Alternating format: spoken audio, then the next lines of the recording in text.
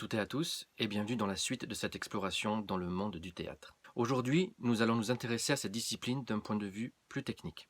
Comme nous l'avons déjà abordé, le théâtre a connu à travers le temps des changements incroyables.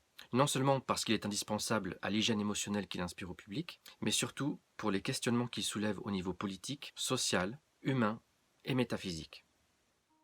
En effet, le théâtre divertit, sensibilise, révolte ou questionne. Il a pour mission de questionner son temps et de garder la mémoire sacrée du passé. Mais revenons à la technique. Selon les époques, les théâtres n'avaient pas la même forme, ni les mêmes termes techniques. Dans la Grèce antique, entre 700 et 300 avant Jésus-Christ, les spectacles avaient leur lieu dédié dans des amphithéâtres, où les spectateurs venaient se rassembler. D'ailleurs, le mot théâtre vient du grec théatron, qui signifie regarder ou contempler. C'étaient de grands édifices à ciel ouvert, ce qui limitait les représentations à cause de la météo. Les théâtres étaient généralement construits à flanc de colline, pour un souci d'acoustique. Ils étaient constitués d'un ensemble de gradins appelés théatrons, où les places étaient accessibles selon une hiérarchie précise. Le premier rang, la poédrie, était réservé aux spectateurs fortunés, les juges et les prêtres.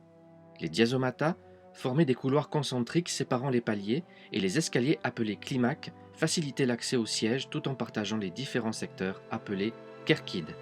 Au centre est situé l'orchestra.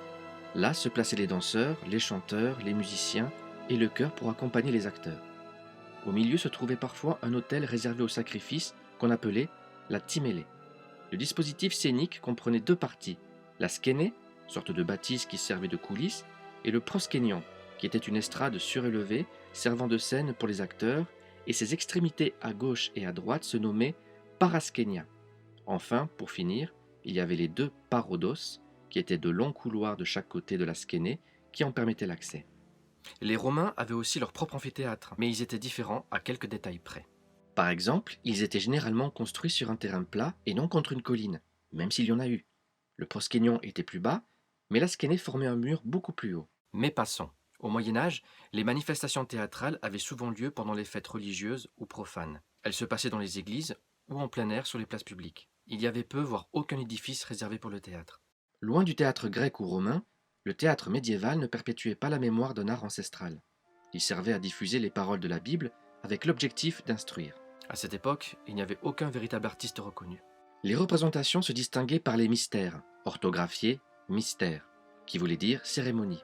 On y comptait des histoires et des légendes dont les croyances populaires se nourrissaient. La passion du Christ était un des sujets les plus abordés. On se servait d'une estrade souvent organisée avec plusieurs étages, dont le haut représentait le paradis et le bas l'enfer, dans lequel on entrait par la gueule d'un dragon. Seuls les hommes étaient autorisés à jouer, même pour représenter les saintes. Il faudra beaucoup de temps pour que les femmes soient acceptées sur scène. De l'autre côté, il y avait les farces qui détournaient ce que l'Église voulait instaurer par les cérémonies en jouant un peu partout, dans les tavernes ou les places publiques. Il suffisait d'une estrade qu'on détruisait souvent après et on y ridiculisait les nobles, tout en détournant les besoins du peuple, l'argent, la nourriture et l'amour.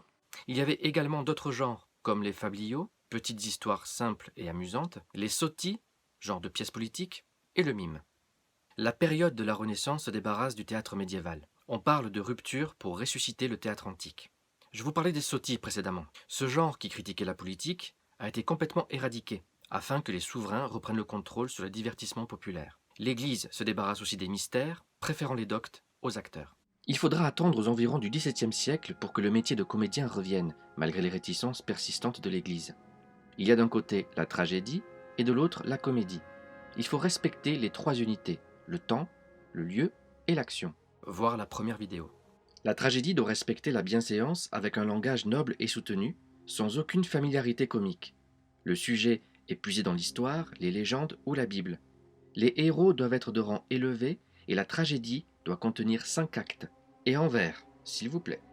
La comédie, elle, se détache de la fantaisie et s'intéresse plus au naturel, au vraisemblable et aux analyses psychologiques. À cette époque, 4 troupes dominent. La troupe royale, la troupe du théâtre du Marais, la troupe du roi, celle de Molière, qui deviendra l'illustre théâtre, et les comédiens italiens. Elles ont un lieu où se produire et les codes changent. On joue sur une scène, avec de vrais costumes, les femmes sont présentes dans les troupes, et on utilise des termes bien précis pour évoluer dans cet espace. Pour différencier la gauche et la droite du plateau, on disait côté roi ou côté reine, en respectant leur place habituelle depuis le public. Mais c'est après la Révolution française qu'on utilisera les termes cour et jardin, qui viennent de la Comédie Française. Celle-ci, installée dans la salle des machines du Palais des Tuileries, avait alors un côté qui donnait sur la cour du Louvre et l'autre sur le jardin des Tuileries. Jusqu'à nos jours, voici les termes encore utilisés par respect et tradition, voire pour conserver le mystère d'une certaine magie dans le théâtre. Voici le schéma d'un plateau de théâtre. Le plateau est appelé cadre de scène, qui est l'espace consacré au spectacle. Ce cadre de scène est fragmenté en plusieurs parties permettant aux acteurs de mieux se repérer. La gauche se dit donc jardin et la droite se dit cour. La face et le lointain sont les deux extrémités du plateau. Au bord de la scène, nous avons la rampe, qui généralement est bordée de lumière. Le rideau de scène garde le mystère et la magie, mais techniquement, il permet les changements de décor et la mise en place. Entre la rampe et le rideau se trouve l'avant-scène. Les rideaux qui habillent les côtés de la scène et permettent les entrées et les sorties sont les pendrillons. Enfin, le centre se nomme le théâtre. Pour terminer, voici un petit lexique théâtral qui pourra vous permettre de mieux lire et comprendre une pièce. Acte. Partie majeure d'une pièce dont la durée équivalait à la durée de vie d'une bougie. Aparté. C'est lorsqu'un personnage parle seul sans que les autres personnages ne puissent l'entendre, ce qui rend le public privilégié. Didascalie. C'est une indication scénique donnée par l'auteur sur les intentions, les sentiments, les gestes, le décor, etc. Dialogue. Texte échangé entre deux personnages. Coup de théâtre. C'est un effet de surprise, un changement brutal dans le déroulement de la pièce. Exemple, Orgon sort de dessous la table où il était caché pour interrompre la déclaration amoureuse de Tartuffe à sa femme Elmire. Mise en abîme. C'est représenter un élément à l'intérieur d'un élément du même type. Exemple, une pièce de théâtre se joue pendant la pièce à laquelle les spectateurs assistent. Quiproquo. Malentendu. Élément qu'un personnage prend pour ce qu'il n'est pas. Stance. Nombre déterminé de vers qui forment un sens complet et qui suivent le même ordre, adoptant une régularité dans la longueur des vers et les piles choisies. Monologue. Texte dit par un seul personnage. Tirade. Longue réplique d'un personnage. C'est pas pareil. Stichomythie. Échange rapide de répliques. Lire une pièce, c'est autre chose que de lire un roman. Nous plongeons certes dans une histoire, mais nous sommes invités à démultiplier nos émotions et notre intellect afin de donner corps à chaque personnage. Une pièce est un manuscrit accompagné d'outils fournis par l'auteur afin que nous puissions comprendre sa pensée, la vision globale de son œuvre et, au-delà de l'intrigue, saisir la complexité de la psychologie des personnages. Le théâtre est une sorte de mémoire universelle. Car là où certains livres d'histoire ne pourraient qu'informer, des auteurs ont vécu et écrit des pièces où nous pouvons toujours trouver des indices quant aux conditions de leur époque. Et ils le font encore et pour toujours.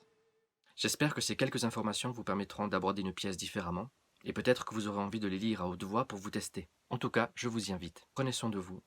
À bientôt.